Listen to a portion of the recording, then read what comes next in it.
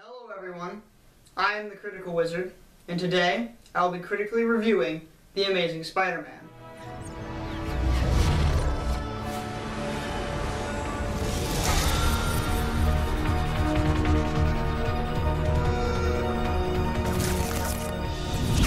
Let me just start off and say that I am a huge fan of Spider-Man, always have been, and I personally think this movie portrays him very well. And I actually think this is a very well-made movie. However, that does not mean it is a perfect movie, as very rare movies are perfect. And I'm here to show you that there are some things you might have missed that may or may not change your opinion on the movie. Now, there will be some spoilers, but seeing as how this movie came out in 2012, I think you'll be all set. So, sit back and enjoy the review. So the movie starts off with a young Peter Parker playing hide-and-go-seek with his dad, played by Campbell Scott. When young Peter finds out that his dad's office has been broken into, Peter's father then goes and retrieves his secret files and proceeds to abandon the house. After he erases the blackboard with all his secret spider research all over it, because I'm sure the bad guys who broke into his house to steal his secret files didn't take any pictures before they left, and they also, or write any of it down. So, you know, you're good. Just erasing that chalkboard, you're good. They then proceed to drop Peter off at his Aunt May and Uncle Ben's house, played by Sally Field and Martin Sheen, respectively. Then, with literally no explanation or final words, Peter's dad, his parents, just like they leave. I mean, his dad's last words to him are, "Be good." And it's like, what? What's up with that? Is it really so hard to tell your kid, hey, bad men are after me, and it's not safe for me to be around you right now. I have to go to protect you. Is it really that hard? Oh well, at least it's better than, you know, telling your kid that it's okay to let people die as long as you hide your superpowers. Clark, you have to keep this side of yourself a secret. What was I supposed to do? Just let him die?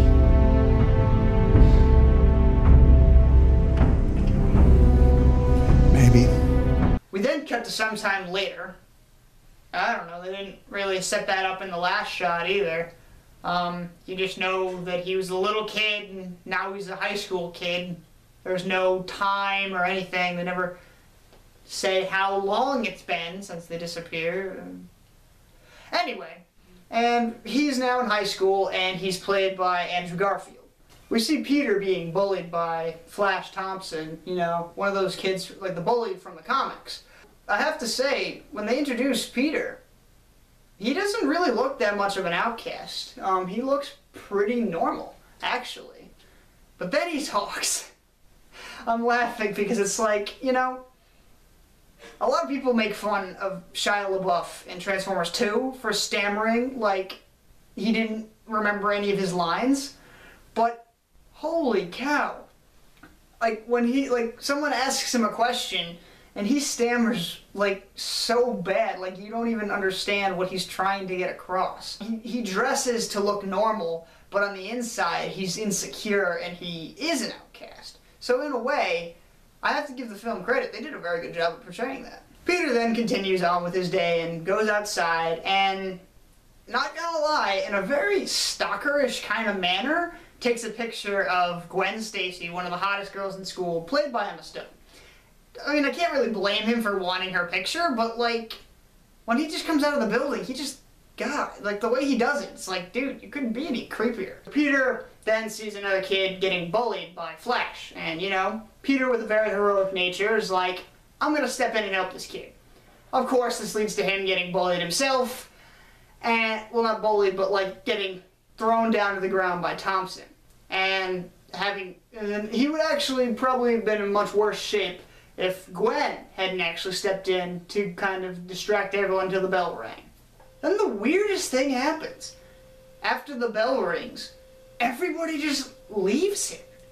Even the kid he was helping. Like, they all just, like, go and leave. And it's like, what a bunch of assholes. I mean, excuse my language, but come on. The guy just, like, stood up to, like, the bully.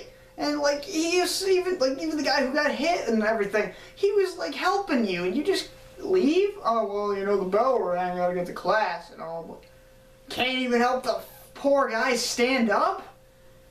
That just like makes me really wonder. Well, luckily for Peter, everything else that day was apparently uneventful, because after he walks into class and sits down and has a nice conversation with Gwen, who tells him to go see the nurse because he's an idiot for getting himself beat up like that. The rest of his day, completely uneventful, because the next scene after that is him going into his kitchen and his aunt being like, "Whoa, what happened to your face?" You know, his Uncle Ben comes in and he's like, "Oh, what happened?" His aunt's like, "Oh, he fell off his skateboard." But Uncle Ben's smarter than that, and so when they go down to, like, you know, save things from getting flooded in the basement, by the way, this flood is like less that, like, it's not a flood at all. It's like the floor is wet. It's like someone mopped a little too much water. You know, it's like, and it's so funny because you see them, they have their shoes and socks off and their pants like rolled up to their knees, and there's like a thin layer of water on the ground. It's like, I think you guys are overreacting a bit. If you could just walk down there with your shoes on, I'd be fine. Well, whatever. But it is in this scene that Peter finds his dad's old briefcase underneath the stairs, in which Aunt May and Uncle Ben tell him, yeah, your dad gave that to us before he disappeared and told us to keep it safe. And without any questions at all, Peter just takes the bag for himself. So Peter then takes the bag up to his room and starts looking around in it and thinking, because it's his dad, and his dad was extremely paranoid and remembering the secret little file thing he had, he starts looking in the bag and finds a secret compartment. Now this is another side note I had, because if you notice, he like hits a button and his door on his, there's a lock on his door, like a bar lock that automatically locks. And it's like, really?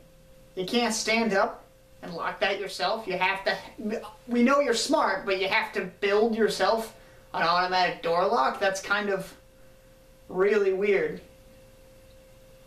Then Peter's uncle shows up and tells him about the Curt Connors, some guy in a picture that Peter had asked about earlier. And then, using Bing,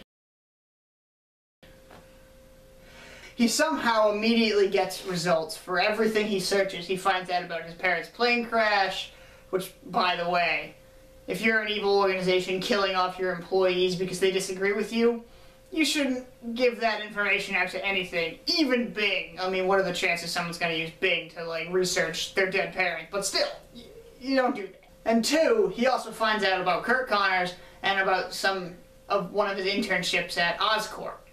And, you know, these three searches obviously give Peter enough of an explanation to go for an in-person visit to Oscorp. So Peter goes to Oscorp, and upon entering, he talks to the lady at the front desk in a manner that would probably have anyone else thrown out if it wasn't necessary for the plot. Literally, he walks up to the front desk, and he's just like, and she's like, "Are you here for the internship?" And he's like, yeah, I'm here for the internship. She's like, "Alright, well then you can find your name over there." He grabs some poor, like, Spanish guy's name, and literally, with no proof of identification at all, and clearly knowing that's not him, she's just like, "Alright, go in." And then literally that guy shows up later trying to get in there with his identification, and they're just like, "Nope, you're not here, get the hell out of here," and they're like throwing him out. It's like, wow, Oscorp, what are you doing? Another side note, how convenient is it that Gwen Stacy just happens to be head intern for Dr. Connors at Oscorp? You know, one of the only people who supposedly would recognize Peter. Well, luckily for him, he's wearing glasses. So the internship is moving forward. Peter's doing a good job at hiding himself in the back of the group. And then they meet Dr. Curt Connors. He played by Rise Ifans. I don't know if I'm saying that right. Connors comes out and, no joke, immediately shows us all he's going to be the main supervillain for the movie. I mean, he walks out, he starts talking about gene splicing, his expertise in lizards, and the fact that he is willing to do anything to rid the world of weakness. I'm sure he, and like, you know, he has the resources to do all this stuff too. So it's like, you're thinking to yourself, yeah, I'm sure this is going to work out well for everyone. Stupidly, Peter draws attention to himself. Like, because Curt Connors asks a question, and Peter raises his hand and answers it. And it's like, dude, you're trying to blend in. Why are you drawing attention to yourself? I know you're a science geek, and you're the only one who knows the answer, but seriously. And so, of course, Gwen Stacy recognizes him because this isn't a Superman movie and glasses can't protect your identity. So then, as the tour continues, she's like, alright, you can stay as long as, you know, you don't get me in trouble. And he's like, awesome. Because, you know, Oscorp just has such great rules for people who, you know, come in unannounced and steal someone else's name tag. But anyway, tour continues, and Peter just happens to bump into the only guy in the entire place who is sketchy and is working on the same thing his dad was working on. And it happens to be M. Night Shyamalan's doppelganger. By that I mean, the guy looks exactly like M. Night Shyamalan would. And he sees this guy being even way more suspicious than he himself was being. So, of course, he decides to follow him. The locks at Oscorp. So easy, a high school kid 30 feet away, looking the other direction, can do it the first try. Or, you know, because the plot demands that he not get thrown out for being an imposter. So then, once he gets inside this top secret room, there's no guards anywhere because, you know, Oscorp. And, he sees web containers over there, and he sees some, like, oh, cool, like, weaving of webs. And then he sees a whole room full of radioactive spiders, and, you know, he's like, hey, I bet this door's unlocked, and sure enough it is. No alarms either, because Oscorp, you know, they can't afford those luxuries of just being super top secret, you know. They have to only be regular top secret, with no locks or security guards or alarms. So, you know, he goes in, and for no reason at all, he touches one of the webs and gets covered in radioactive spiders. And then he flicks them all off, except for one. He feels the spider bite him on the neck, and he doesn't tell anyone, because he doesn't want to get in trouble? Well, you know, dying from radioactive spider bite is fine as long as you're not in trouble when you do. He leaves Oscorp with a backpack and his skateboard, and it's like, wait a minute. You didn't have that when you went in. Where'd you get that?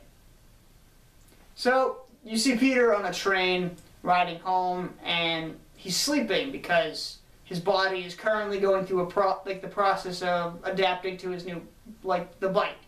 And, some balding guy decides to, dick with him because, you know, the guy's drunk, so he's like, oh, I'll just see if I can balance my beer bottle on his head. Peter then, jumps up and sticks to the ceiling, as if he'd been sleeping in the aisle. Okay, so Peter then arrives home late and proceeds to scare the crap out of his own uncle with, you know, his lack of control of his newfound powers and very strange eating, because spider powers give you the munchies. It's kind of like being high. But, he then goes into the bathroom and he finds the corpse of the dead spider that bit him. So the next morning, Peter wakes up and, no joke, literally breaks everything. He walks into the bathroom and just breaks everything. He then proceeds to sit on his bed and sense everything. His spider sense is sensing everything. There's a spider on the wall, there's the wind and the trees blowing outside, and he's like, oh no, I probably should have told someone. So then he goes on Bing and looks up tries to find his spider that bit him, and it's like, dude, you don't know what your own bite looks like. How can you compare it with anything that you find? Besides, don't you have school to go to? Nah, let's just go outside and look at top secret government or government documents.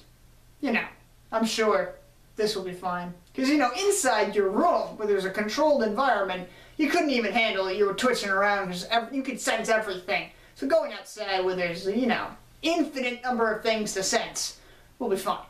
Peter then decides, you know, I've sat outside looking at these top secret government documents long enough. I cannot figure this out for myself. So he goes to see Dr. Curt Connors at his house. you know, he's asking questions, trying not to give himself away, but, yeah, luckily for the movie's sake, his powers decide to cooperate when he's around other people, so that they don't think of him as completely weird. However, he does not get the answers he really wants, so he decides, well, I might as well go back to school. Because, you know, in this world you can go to school whenever you feel like, not whenever, you know, there's a schedule. In a way that keeps a low profile, he teaches Flash a lesson. He's just like, hey, you knocked paint on this girl's poster over here. I'm going to take this basketball and embarrass you in front of everyone, and then I'm going to jump into the air and destroy the basketball hoop in a way that no normal human could do. So Peter gets in trouble for breaking the backboard, and Uncle Ben comes in, and as, like, you know, to get it all settled out, because Uncle Ben's his legal guardian, technical stuff like that. So then, as Peter is leaving, they happen to, like, Uncle Ben happens to recognize Gwen Stacy from the pictures he had taken of her. And then somehow, Peter manages to go on a date with her, even though he's stuttering. So then we get a skateboarding / parkour montage of Peter really just kind of learning how to use his powers. And it's like, alright, that's kind of, like, they did it in a really cool manner. It's like, shows that he's getting stronger, he's learning he can stick to walls, he's learning more about his spider sense and how to use it in, like, moving around throughout the city. And another scene, kind of parallel to that scene, we get another Curt Connors scene where it's mostly just random fake science mixed in with some exposition for later. So, both scenes, one's pretty important because it's like, yeah, Peter's learning his powers, the other one's kind of like, meh, because, you know, exposition.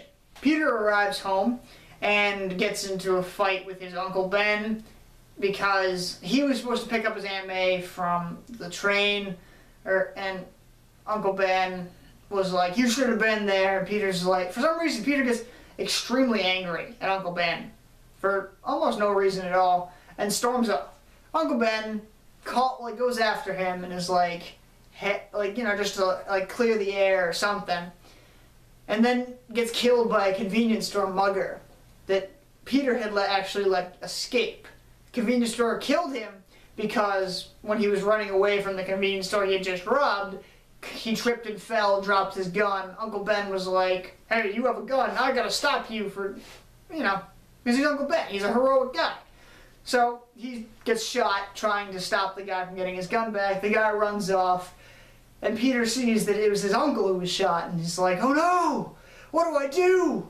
And he doesn't know what to do. He's like, even with all his strength, he couldn't save Uncle Ben. It's a typical Spider-Man story arc, and I actually really enjoyed how, like, well, I didn't enjoy watching Uncle Ben die. No one enjoys death.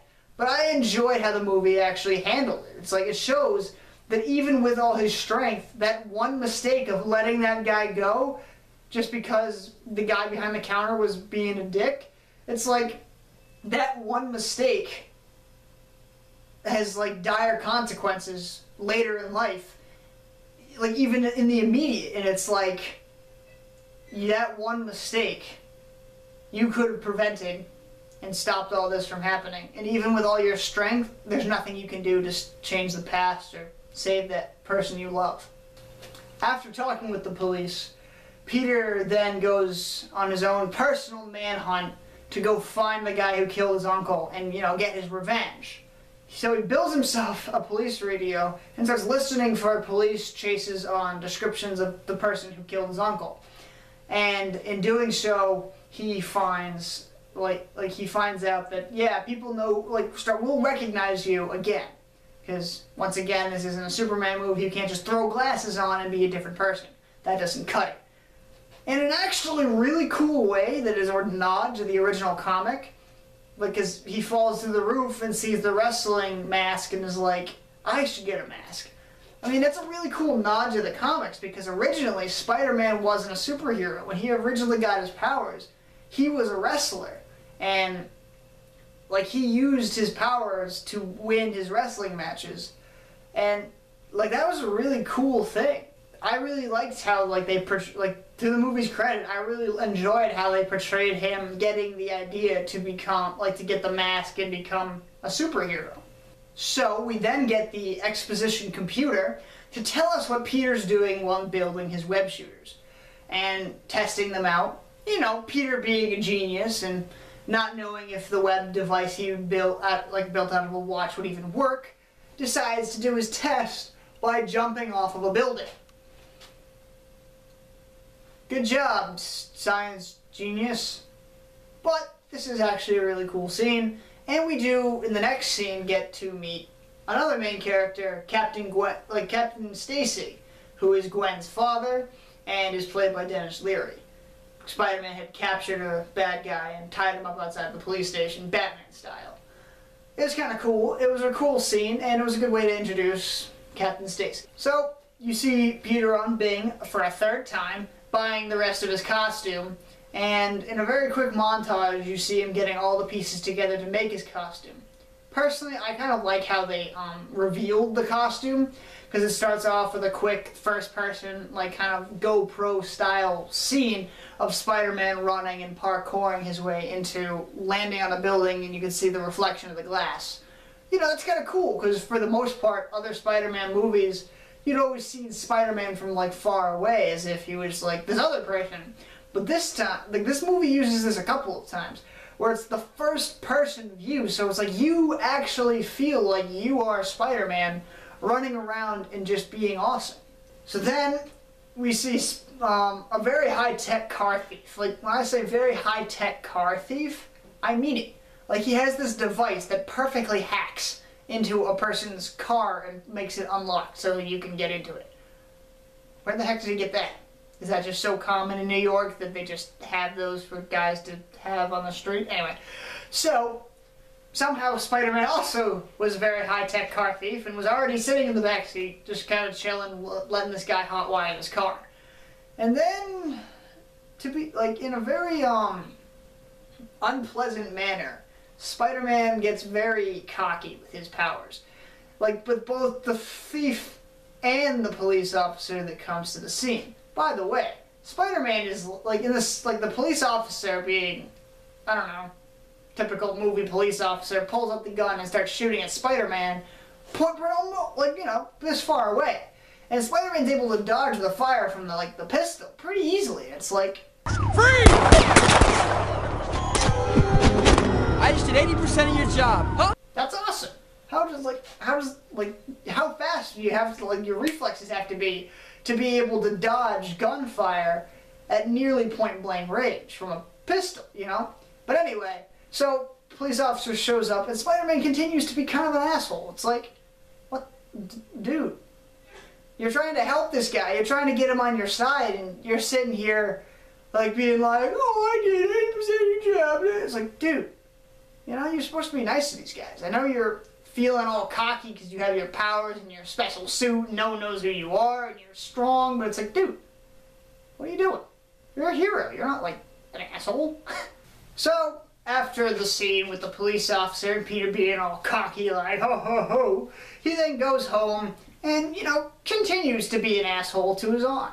It's like his aunt's like, where have you been? You were supposed to be home, like, hours ago. And he's just like, just please go to sleep. And, like, I don't know, he's just generally very rude to someone who he loved. And then the next scene, that, like, in the line of scenes that we have Dr. Connors talking with M. Night Shyamalan's evil doppelganger. And big reveal and huge shock to the audience, he's evil. Who could have ever guessed? But we find out that he's cutting Dr. Curt Connors' funding because they're not making progress. For some reason, I don't know, no one wants to figure that out, but to be fair, they're cutting his fundings because his research to try and cure Norman Osborn, who does not appear in the film, he has some made-up disease that will become a thing in the second film. At this point in the film, you know it's like, they've already tested the formula that him and Peter had made in, like, some other side scene, like, which is why he was late for picking up Aunt May.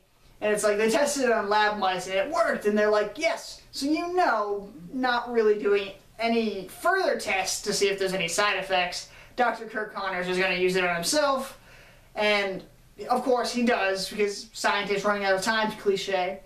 And he wakes up, he has a new arm, and he's like, oh, I have a new arm! Peter goes on a date with Gwen. You know, the only importance of that situation is Peter gets to talk to Captain Stacy face to face. Back to Curt Connors. Yeah, so he grows a new arm, and he's just like, oh, this is amazing, I have a brand new arm. I have to go stop Evil Guy from telling the boss so that I don't get cut off. And it's like, we can make you better. All that beautiful nonsense that you know is just gonna fall apart.